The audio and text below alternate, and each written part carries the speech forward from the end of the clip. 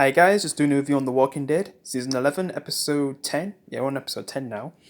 So in this one, we kind of get to see the inside of the Commonwealth, which I've been looking forward to since I'm someone who has read the comics. But I'll try not to talk about too much stuff from the comics in this review. But yeah, basically they kind of open it up with them inside some kind of fair, and it seems like Judith and RJ and Daryl are in danger, but not really. It's kind of like some kind of fair thing, yeah, with fake zombies and stuff. Kind of reminded me of the Walking Dead season 3. When they was using zombies as entertainment, but walkers, since in this universe zombies don't exist. So yeah, and I guess each character has like their kind of old life walls, which I'll get into a bit later, which is cool. Getting to see the characters going back to, I guess, how they used to live. I mean, for Daryl, I'm not even sure for him, but yeah. Because what did he really do before then? Because I know he was with his brother doing stuff, trying to survive together, because I guess things didn't really work out with their family. Yeah, with how things were. But yeah, also seeing, Judith actually get to live a normal life, basically dressing up for Halloween and stuff, like actually having proper events, which is something I haven't seen in The Walking Dead ever. Like a proper society. Yeah. So that's pretty cool that we're getting to see this. Because it's something we've never seen in The Walking Dead. Actually, like seeing them actually celebrate stuff and that, like Halloween and all that, having a ball, like just all those kind of things that are going on. Yeah, yeah, we've got some stuff going on with Carol, like doing her usual thing that she did in Alexandria. Yeah, baking and stuff. While keeping an eye on stuff, and also trying to get some stuff for Ezekiel, so he can get an operation. But she has to do some things for some of the higher ups to possibly move him up so he can get treated, basically. Yeah, just all types of things going on with the characters. Also, we get stuff with Mercer, which they kind of make him more of an interesting character, which I already know a lot about him in the comics and what happens with him and certain characters that get with him, which I'm just gonna say. So if you haven't read the comics, then I guess spoilers from the comics. Mercer gets with the princess. Yep, and we kind of see the princess as like just a normal citizen in her little, I mean, with her little dress and her princess crown. Yeah, because like they kind of have like this ball thing, which yeah, they're actually having like proper events like how we have in real life, which is crazy to see in the Walking Dead world of all places. I don't even think they showed this much detail in the comic as well. So it's kind of cool that they've added all this kind of stuff like a fair and everything, and people getting awards, and money actually, like there's actually currency again. All those kind of small things that we have in real life. And we're actually seeing them in The Walking Dead now, which is just so weird because for so long we've just seen them in like an apocalypse. We didn't really get to see much of the real world in The Walking Dead world. Even in Fear the Walking Dead, when I thought I was going to get a lot more of that before the zombies fully take over, which we sadly didn't. And I kind of got that more from a recent show that I've watched. Yep, All of Us Are Dead. Recommend it. I kind of wish Fear the Walking Dead was like more like that show, but yeah. It's just kind of cool to see society kind of building back up in The Walking Dead again. From what Pamela's actually achieved. Well, from, you could say, what her father's achieved when she's talking about her father in her speech at the ball. Yeah.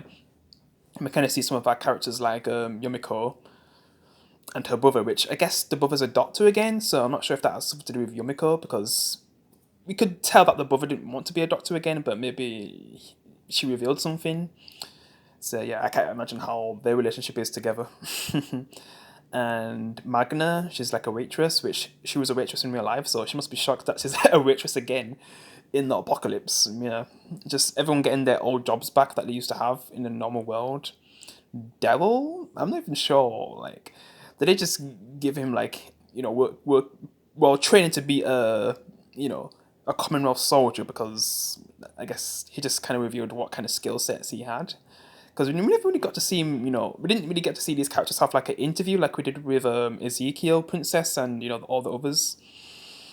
Eugene. We kind of saw that with them, Yumiko, but we didn't really get to see that with the characters that have actually gone into the Commonwealth recently, who actually went with the Commonwealth when they came to help to aid our main characters. And I don't even know what they really did for, our old place that's just been destroyed, which we kind of see like a glimpse into the future, and it doesn't seem like much has changed. Yeah. And we'll see probably that side of things later on. Yeah. Because it's going to be another Commonwealth episode next week. Yeah. Yeah. And it seems like there's some kind of, I'll just say it now, there's some kind of resistance that's kind of happening, which I've kind of seen a bit of that storyline done in the comic, but I won't say spoilers if you haven't read it, with what they do, and also a certain character that was around that isn't really around right now, and they're kind of in the other show that was also a part of the story, and also another character who we're probably not going to see again until either the movies or the end of the show. Yeah, those two characters was around, and that caused some crazy drama. Yeah, caused some crazy stuff to happen in the Commonwealth. Yeah, kind of dividing the characters and stuff. Yeah, it was some pretty cool stuff. Yeah, and I just wonder how they're gonna do it in the TV show, since we're seeing Daryl and Rosita become like Commonwealth guards, and the way how we see Rosita react to it at the end, finding like some resistance stuff. Because basically, one of the people who we saw in a previous episode, when the princess was fighting one of the Commonwealth soldiers, and I guess, tied him up and stuff and just held him hostage, but she decided to let him go. But then I guess after that, he got demoted and became like a waitress. Well, I don't know, should I call him a maid or whatever? The ones who give the drinks and all that.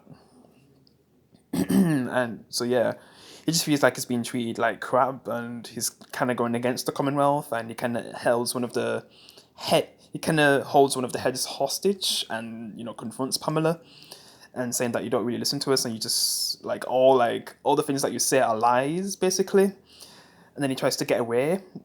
Daryl catches him, but he kind of gives the award to Sebastian. That's his name, right? Yeah, I'm just trying to remember his name because, yeah, I didn't really like his character in the comics, and I don't really like him here right now. He just seems like an asshole. But I think Daryl did that to get into his good shoes. But I don't know if Mercer just knows, like, that was Daryl. That wasn't Sebastian. But he's probably thinking, like, at least he's listening to what I said then, because when they did the test, I guess Rosita passed because she had the better partner, and I guess Daryl wanted to work with Rosita because they already know how to work together. And Daryl just ended up with like some crappy partner, while Rosita had a decent one. And he thought he could handle himself, but he really couldn't. He was just like, he didn't know what to do. Daryl gave him a knife, and he still couldn't defend himself. And he kind of failed the test because of that. Like, he doesn't think that he works as a team. He just kind of, because Daryl's kind of surprised that when he gave him the knife, he thought everything was good, but he actually couldn't defend himself, and I guess he failed. Obviously, Mercer shot him, but Daryl thought he still had a chance to stop it and all that. Yeah.